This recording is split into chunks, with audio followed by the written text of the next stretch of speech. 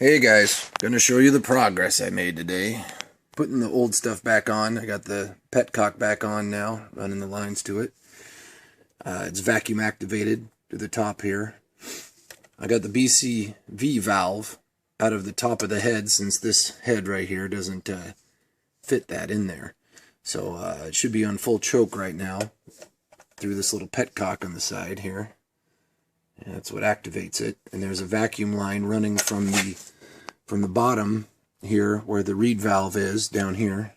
I don't know if I can get in there to see it, but anyway, coming up from there, right next to the reed valve, and that goes into this little check valve. And then you got two lines that run back into this.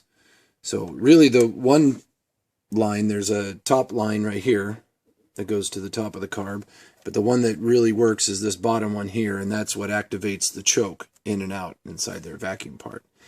So it's still a mystery why it's not running, but we're gonna try to fire it up, and this is as far as I've gotten lately. It runs for a few seconds and then dies on me.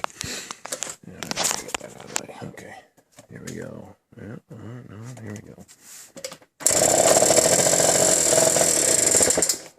Does that pretty much every time I kick it. Sometimes it goes a little longer than that. Sometimes if I open it wide throat, full on, it'll go for a little longer, and then it'll act like it's dying for fuel.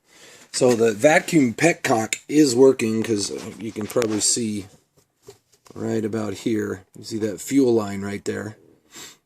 So it is getting fuel. It hasn't used the fuel, to this degree. So it's getting fuel.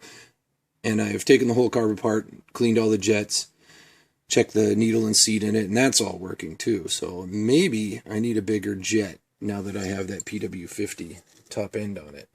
Here's where the PCV valve would normally go. Here's the old head that I had on a different engine here.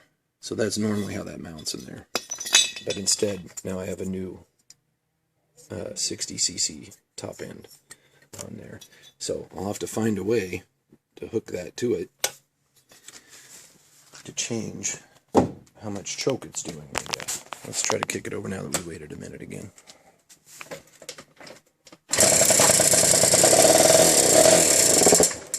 So it's starting, but it's acting like it's missing fuel. I think next step is to try to get some bigger pilot jets, and maybe that'll get it in there. But it's starting almost every kick now. So the saga continues.